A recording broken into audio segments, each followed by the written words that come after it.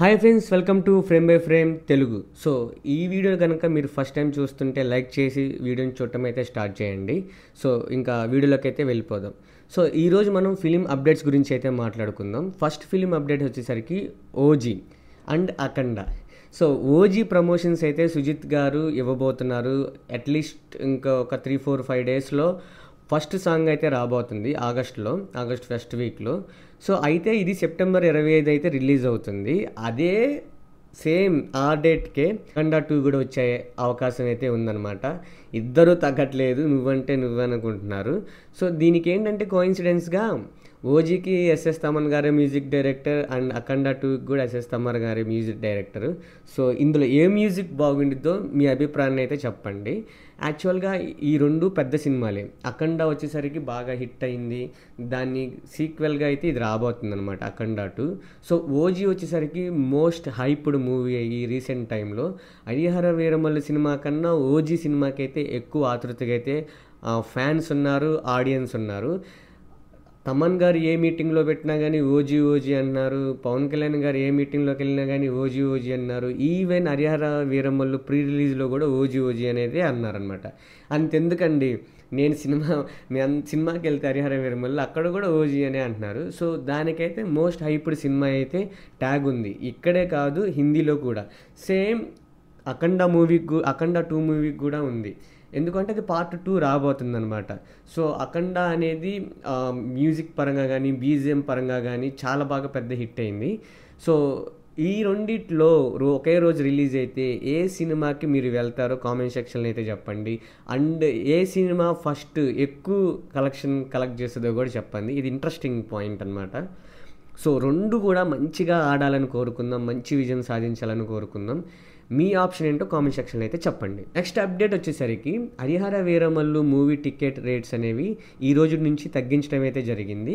Single స్క్రీన్స్లో 150 నుంచి start అవుతుందన్నమాట. 200 దాకా అయితే మనం తీసుకోవచ్చు టికెట్, బాల్కనీ టికెట్. అండ్ మిగతా ఏదైతే మాల్స్లో ఉందో అందులో ఇంకో 50 రూపీస్ అదనంగా అయితే ఉండిద్ది. సో ఈ విషయం నార్మల్ ఫ్యామిలీ ఆడియన్స్కి ఇది చాలా బాగా ప్లస్ అనమాట. ఎందుకంటే చాలా తక్కువ రేటుకి సినిమా చూస్తున్నారు కాబట్టి. అండ్ ఇంకో విషయం ఏంటో మీకు తెలుసా, ఇది ఫ్యామిలీ ఆడియన్స్ బాగా ఇష్టపడుతున్నారు, బాగా సినిమాని చూడటానికి అయితే వెళ్తున్నారు అనమాట. దీని మీద మీ ఒపీనియన్ ఏంటో కామెంట్ సెక్షన్లో అయితే చెప్పండి. సో నెక్స్ట్ అప్డేట్ వచ్చేసరికి మళ్ళీ హరిహర వీరమల్లు నుంచే. ఈ సినిమా యొక్క ఏదైతే ఇంటర్వెల్ తర్వాత నుంచి సెకండ్ హాఫ్ ఉందో అందులో ఆక్వర్డ్ అనిపించిన గ్రాఫిక్స్ అనేది బెటర్ చేసి రిమూవ్ అయితే చేశారు. క్లైమాక్స్ కూడా ట్రిమ్ చేశారనమాట. రీలోడెడ్ వర్షన్ అనేది నిన్నటి నుంచి అయితే ప్లే అవుతుంది. సో ఇప్పుడు పర్ఫెక్ట్ మూవీ అనేది అయితే ఉందన్నమాట. మీలో రీలోడెడ్ వర్షన్ ఎంతమంది చూశారో కామెంట్ సెక్షన్లో అయితే చెప్పండి. సో నెక్స్ట్ ఇన్ఫర్మేషన్ అప్డేట్ కాదు ఇది. జ్యోతికృష్ణ గారు హరిహర వీరమల్లు గురించి మాట్లాడుతూ టీవీ ఇంటర్వ్యూస్లో క్రిష్ గారు రాసుకున్న కథ వేరు, ఈ కథ వేరు అని చెప్పారనమాట. యాక్చువల్గా ఫస్ట్ హాఫ్ మొత్తం క్రిష్ గారు రాసుకుంది. అసలు క్రిష్ గారు ఏం రాసుకున్నారంటే, ఒక వజ్రాల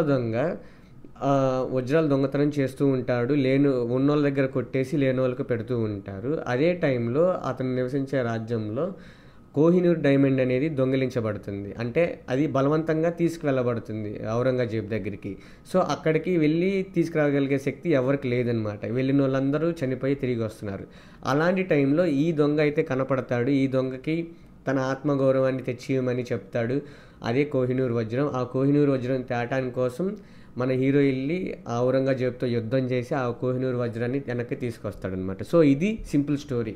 అయితే ఇది 2 కరోనాస్ వల్ల అండ్ ఎక్కువ టైం తీసుకోవటం వల్ల క్రిష్ గారు సమ్ ప్రాబ్లమ్స్ వల్ల బయటకైతే వెళ్ళిపోయారు.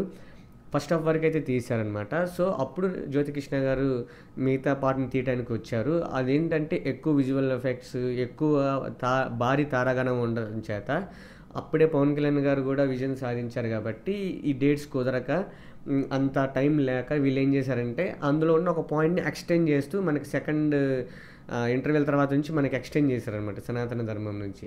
సో అదైతే జరిగింది. యాక్చువల్ స్టోరీ ఇంకా పార్ట్ 2లో అంతే ఉంది.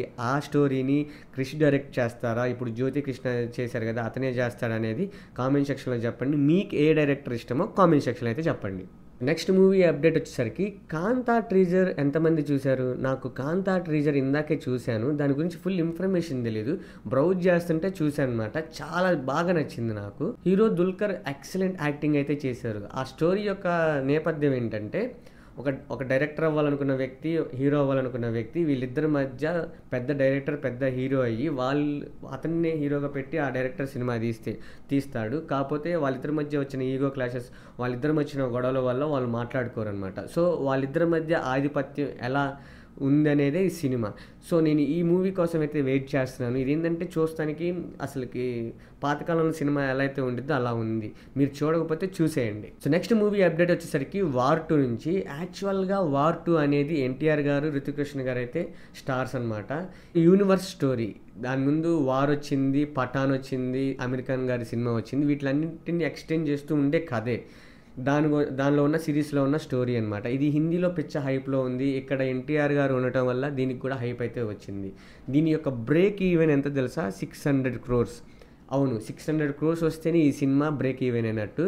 అండ్ 800 crores షేర్ కలెక్ట్ చేస్తే ఈ సినిమా బ్లాక్ బస్టర్ అయినట్టు. ఇందులో మీకు వార్ 2 మూవీ ఎంత కలెక్ట్ చేసిద్ది, బ్రేక్ ఈవెన్ అయిద్దా లేదా అనేది కామెంట్ సెక్షన్లో అయితే చెప్పండి. సో నెక్స్ట్ మూవీ అప్డేట్ వచ్చేసరికి కింగ్డమ్ నుంచి. ఈరోజు ప్రీ రిలీజ్ ఈవెంట్ జరగబోతుంది. దానికి అనిరుద్ధ్ గారు రాబోతున్నారు. లైవ్ పర్ఫార్మెన్స్ అయితే ఇవ్వబోతున్నారు. సో ఈ కింగ్డమ్ మూవీ యాక్చువల్గా జియో అయితే రిలీజ్ అయింది, ప్రీమియర్ చేసుకోవచ్చు అని. కానీ అందులో టికెట్స్ రేట్స్ అవి నార్మల్గానే ఉన్నాయి. 31వ తారీఖు నుంచి హైక్ అయితే చేసుకోవచ్చు అని చెప్పారు. సో ఈ టైంలో మూవీ టీం ఏ డిసిషన్ తీసుకునిద్ది? తక్కువ రేట్లకే సినిమాని ముందు చూపిస్తారా, లేదంటే 31st వెయిట్ చేసి మార్నింగ్ షో నుంచి టికెట్ ప్రైస్ హైక్ అయిన తర్వాత మూవీ చూపిస్తారనేది వేచి చూడాలి. మ్యాక్సిమం 80% వరకు 31st రిలీజ్ అయ్యే అవకాశం ఉంది. నెక్స్ట్ మూవీ అప్డేట్ వచ్చేసరికి వాల్తేరు వీరయ్య మూవీ ఎంత బ్లాక్ బస్టర్ అయిందో తెలుసు. సో సేమ్ డైరెక్టర్ బాబీ గారు అండ్ చిరంజీవి గారు ఇంకో సినిమా అయితే తీయబోతున్నారు. అనౌన్స్మెంట్ అనేది సెప్టెంబర్లో స్టార్ట్ అవుతుంది. మూవీ కూడా రెగ్యులర్ షూటింగ్ కూడా వెళ్ళొచ్చు. దాని గురించి అయితే బజ్ అయితే నడుస్తుంది. అఫీషియల్ ఇన్ఫర్మేషన్ వచ్చినప్పుడు దాని గురించి ఫుల్ డీటెయిల్స్ అయితే మాట్లాడుకుందాం. భారతీయుడు మూవీ చాలా బాగుండిద్ది. భారతీయుడు 2 ఫస్ట్ హాఫ్ వరకు బాగుండిద్ది, సెకండ్ హాఫ్ ల్యాగ్ అవుతూ ఉండిద్ది. భారతీయుడు 3 మూవీ రాబోతుంది. యాక్చువల్గా భారతీయుడు 2 నుంచే శంకర్ గారి గ్రాఫ్ పడిపోయింది, ఎక్కువ నెగిటివిటీ స్ప్రెడ్ అయిపోయింది. దాని ఎఫెక్ట్ గేమ్ చేంజర్ మీద పడింది. సో ఇన్ని ప్రాబ్లమ్స్ ఉన్నా కానీ భారతీయుడు 3 పట్ల శంకర్ గారు ఇంకా నమ్మకంతో ఉన్నారు. అది డైరెక్ట్గా థియేటర్స్లోనే రిలీజ్ అవ్వబోతుంది. అది ఈ సంవత్సరం ఎండ్ లోపు అనమాట. సో మీరు ఆ సినిమాని చూస్తారా చూడరా అనేది కామెంట్ సెక్షన్లో అయితే చెప్పండి. ఆ సినిమా పెద్ద హిట్ అవ్వాలని కోరుకుందాం. వింటేజ్ శంకర్ బ్యాక్ అవ్వాలని కోరుకుందాం. అది గాయ్స్ నా ఇన్ఫర్మేషన్ కనుక మీకు నచ్చితే లైక్ చేయండి, షేర్ చేయండి, సబ్స్క్రైబ్ చేసుకోండి. మళ్ళీ నెక్స్ట్ వీడియోలో కలుద్దాం. బాయ్.